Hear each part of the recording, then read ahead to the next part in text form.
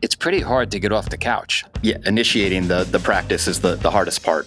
You have to do that in order to live. More people are interested now in getting stronger, having better function, whether it's in their daily life, whether it's for recreational sport or even competitive sport. It's got to be fun on some level. Any exercise is better than no exercise. But why do less than 20% of adults globally participate in any sort of formalized resistance training? Why is that low uptake something that we see over and over and over and over again? Welcome to the Hard Way podcast with Joe Sena, founder and CEO of Spartan Races.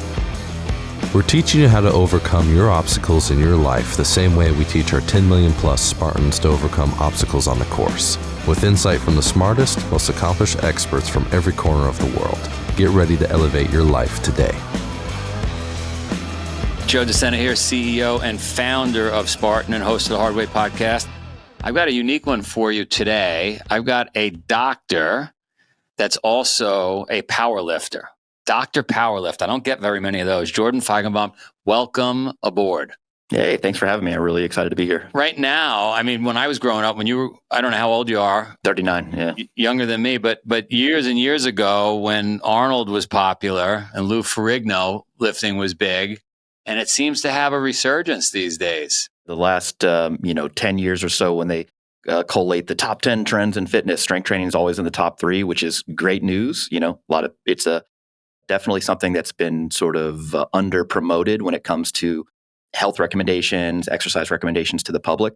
As far as what's the cause, unclear, but more people are interested now in getting stronger, having better function, whether it's in their daily life, whether it's for recreational sport or even competitive sport. And in America, we've been behind ever since, this sort of the Cooper Institute came out in the 80s and it was all aerobic training and such. We've kind of been behind the 8 ball as far as like resistance training, not only research, but also promotion. And yeah, it's making a comeback now. And I'm happy to see it. Having met Arnold in person at the Arnold Sports Festival, it's kind of like starstruck. And I should have at that point thanked him for like, hey, thanks for all the stuff you've done for physical culture. You've done a lot, I think, positively. He and Jack LaLanne, they did change things. I lived in a gym from probably 13 to 23.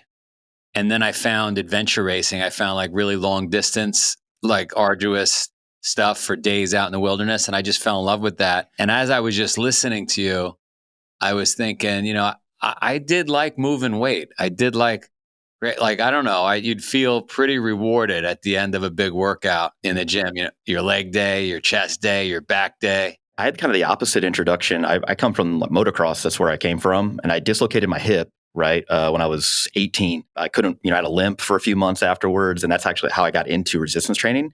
And I was like, oh, this is cool. Men of a certain age. And and now I got bit by the bug. So here we are, almost 20 plus years later of strength training history. And I see myself doing it in perpetuity. Hopefully anyway, we'll see how that goes. But you're pretty unique. You're a doctor as well. You got that bitten by the bug. You got excited and became a doctor. Yeah, it's interesting. My mentor, it was like a serendipitous sort of a relationship.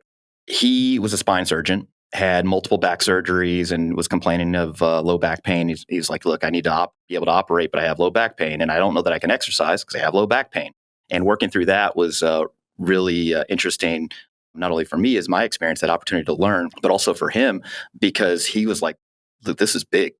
You need to do something with this. I was like, what, exercise? He's like, well, no, like the exercise promotion and conveying this sort of subject matter expertise that I had in the strength and conditioning field to other people, not only other people in the general population, but also other medical providers. So he kind of encouraged me to go to medical school.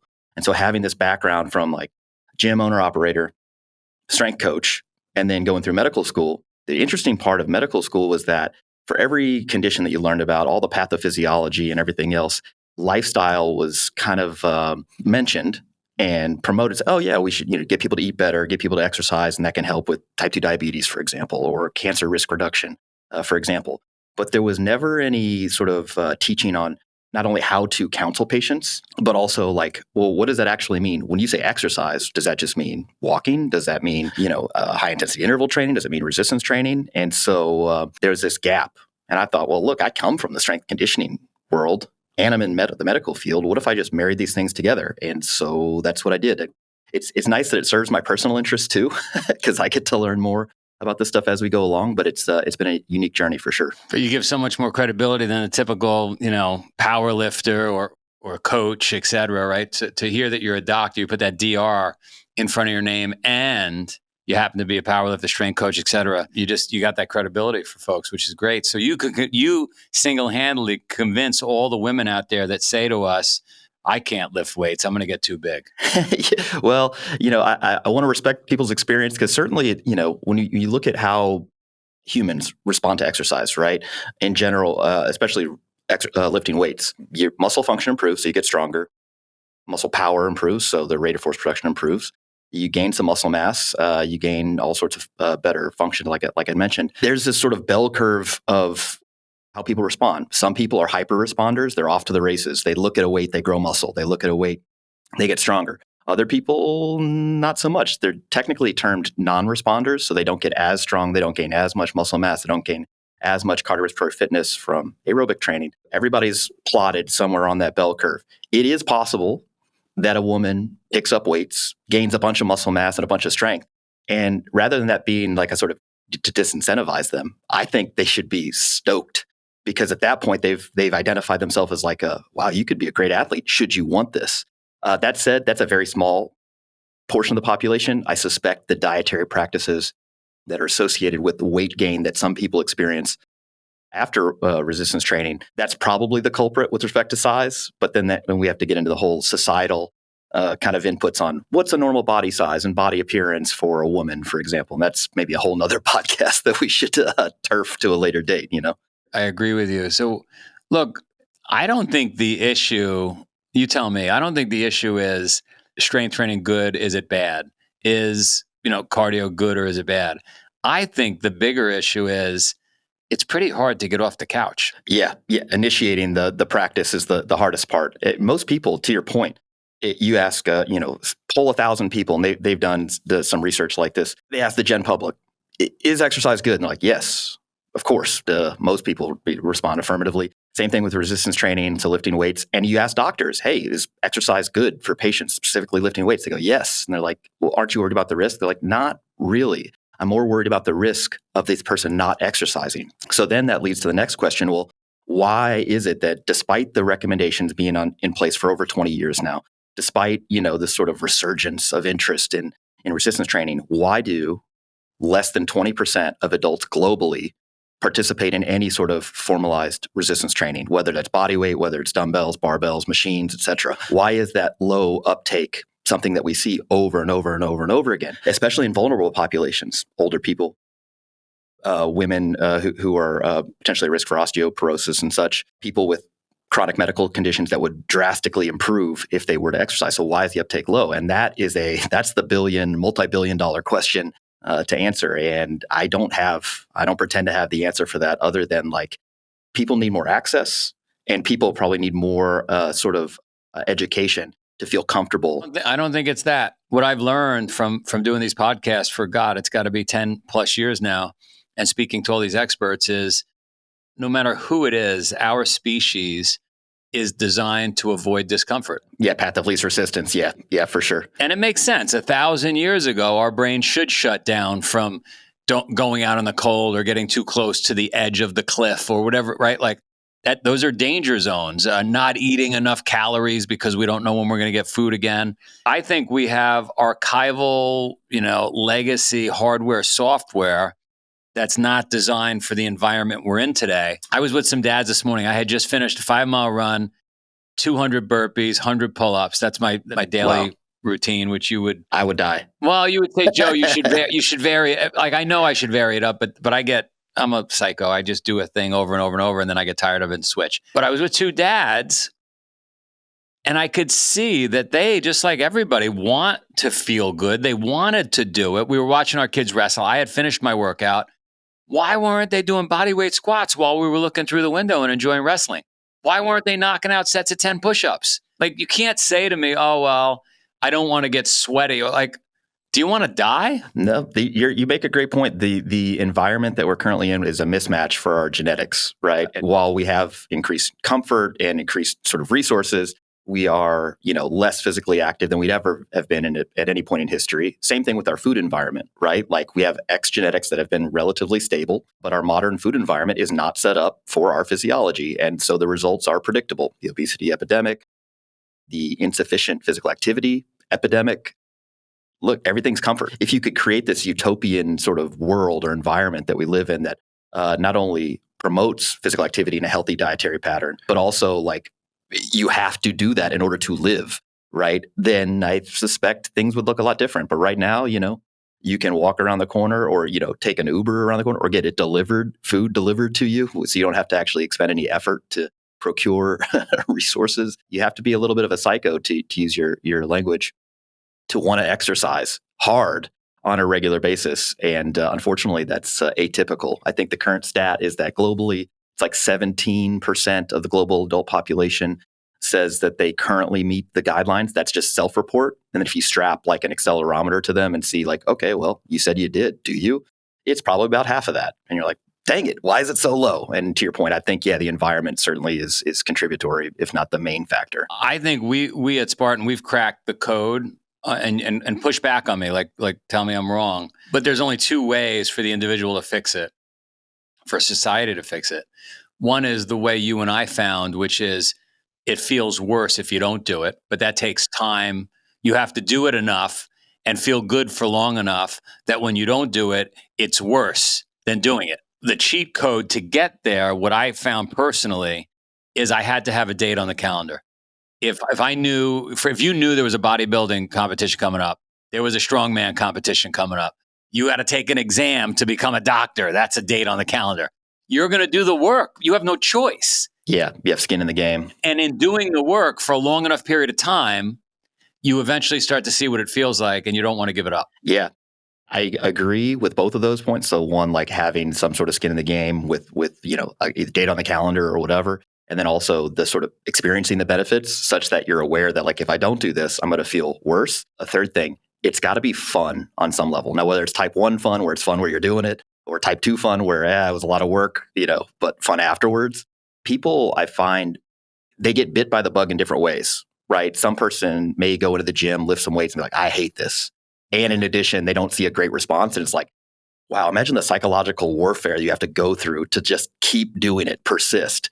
But what if there was a different situation where they got to the gym, they identified things that they liked doing, they saw good results from it, and then ultimately, got bit by the bug? Well, that person's a lifer at that point. And getting somebody to be a lifer should be the goal for exercise promotion. And fortunately, there's a lot of different ways that you can be active and ultimately promote health and performance. You could do Spartan. You just gave me an unbelievable idea that somebody listening has to create with you, which is, can you imagine an AI-driven mirror where when you're leaving any gym or it looks at you and it adjusts what you're going to look like, and it tells you what you have to do to look like. Hey, you've got 392 more sessions at an hour each, and you will look like this. Yeah, like a predictive sort of thing.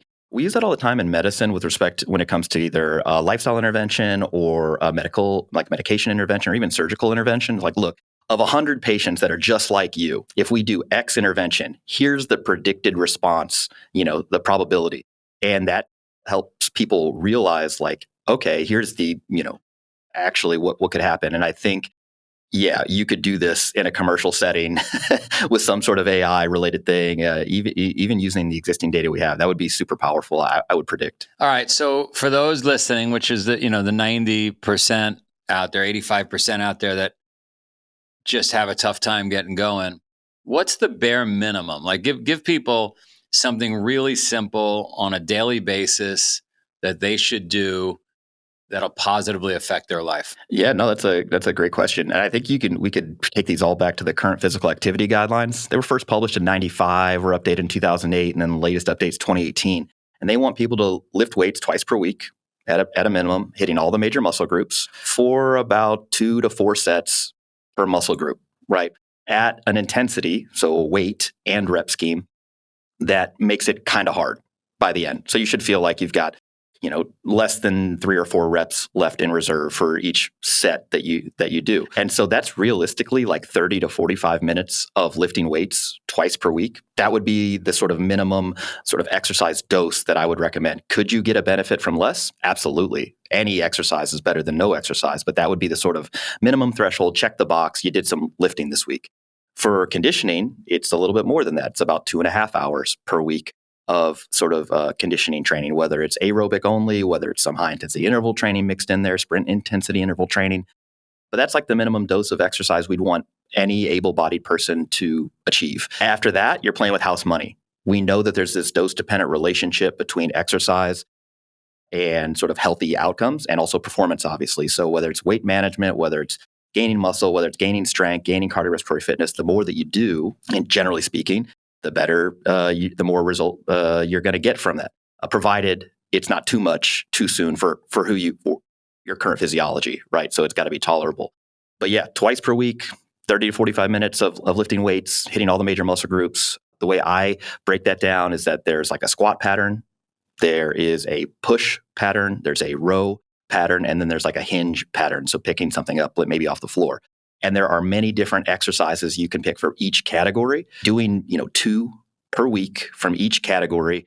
Again, using an intensity that gets you somewhat close to failure, 30, 45 minutes per session, twice a week. That would be the minimum sort of resistance training dose that I would recommend to, again, anybody who could do it. After that, you're playing with house money. I think that's a reasonable sort of recommendation for folks. I love it. And it's important people know if they don't have a gym membership and they don't have like chrome weights, 20,000 square feet, like they can grab a rock, right? Like you can do a lot with body weight. You can do a lot with stuff you have around the house or out in the backyard if you have one of those, or in the environment otherwise. But even if it's just calisthenics, the problem you get when you don't have access to a lot of these maybe specialized machines or specialized equipment is that it becomes difficult to scale. So for example, I could tell you, hey, why don't you do 15 push-ups, handful of sets, whatever. You'd have no problem doing that, right? But if somebody can't do a push-up and then you're like, all right, so now we got to modify the push-up, and maybe even that's too big of a barrier for some folks. It's like, well, it'd be really nice if we had some machines, right? Or if people have mobility limitations, it'd be really nice to have some specialized equipment. But if people don't have access to that, you can get creative. It just tends to take some subject matter expertise to identify an entry point for folks who have some limitations. I love it. Running? Yeah, hey, we like running. I mean, me personally, I run like a rhinoceros. So like it's something I'm actively working on because I know that's a gap in my fitness. I do a lot of rowing and cycling because I can do those and it doesn't seem to affect my lifting. And I am still competing in powerlifting. So like that's still important for whatever reason. That maybe I'll get some therapy and that'll change. But yeah, this sort of hybrid athlete, if you want to use that term, has become like de rigueur. People want to be strong and have lungs too, right? Which, hey, that fits with the current sort of exercise guidelines as well. Yeah, running can be great, especially if you are good at it. Again, I'm I could use a few Spartan training cycles in my life. I think if I was trying to get better at running, but no, but I think even if it's a mile a day, the act of bouncing alone in the run is probably very healthy for the bones, the muscles, the mind, et cetera. Yeah, there's this weird kind of pushback, and I only see it in like small niches in the fitness industry where people are like, "Oh, running's bad for you because of the ground reactive forces, because of the impact on the body." And it's like, we're not a car. I don't like that analogy because cars don't adapt. We adapt. So provided the dose of training, right, which is how much you're doing and how hard it is, provided it's well suited to your current level of fitness, your current physiology, you're going to adapt. And if you're not adapting, well, I don't know that you're a human organism because we're really good at adapting to things, provided it is, again, dosed correctly and progressed over time. So I kind of fully reject the idea that running in particular is uniquely harmful.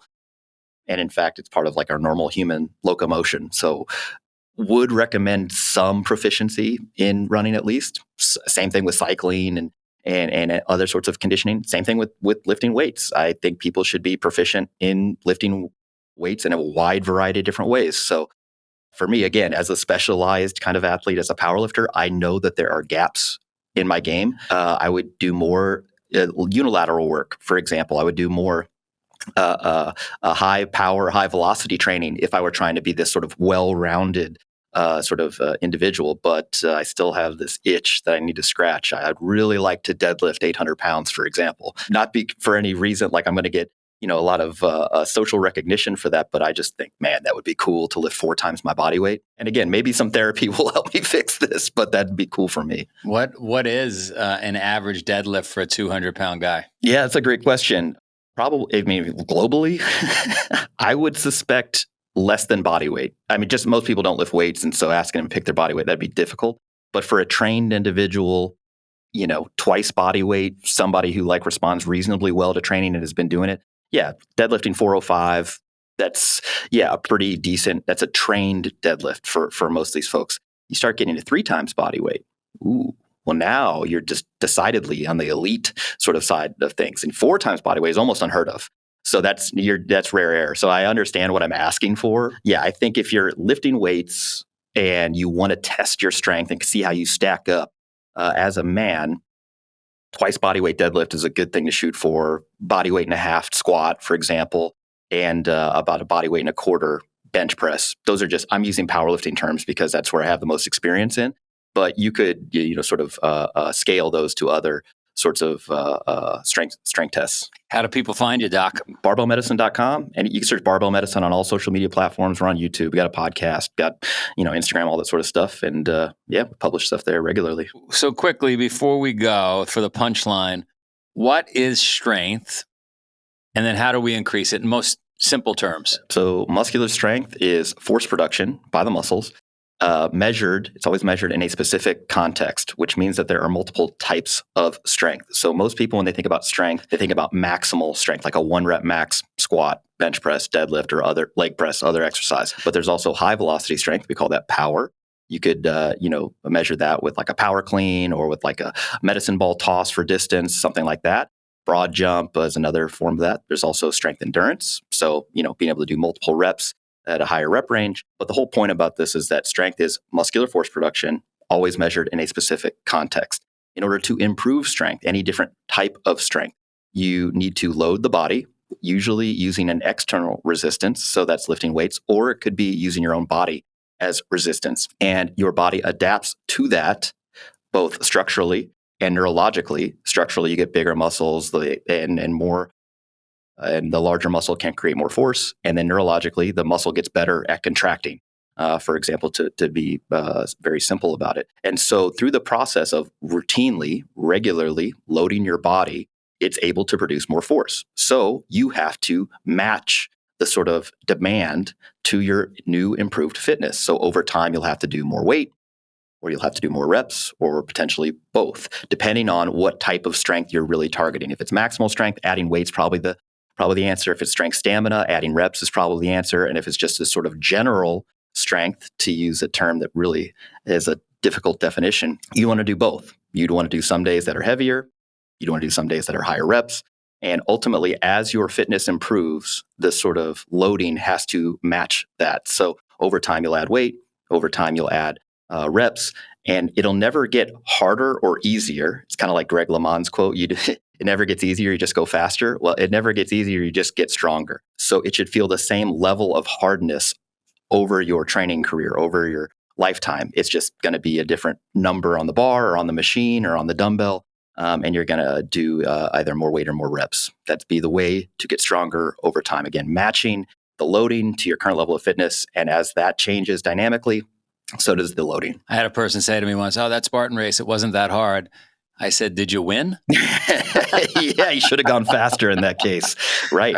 That's the same thing. On days that you're real strong, lift more weight. On days that you're not quite as strong, whether it's due to sleep, nutrition, stress, whatever, well, it's a little lighter, but it's still the same level of hardness. So matching the sort of training to where you're at currently, that's the secret. If there was one. You're awesome, Doc. Thanks.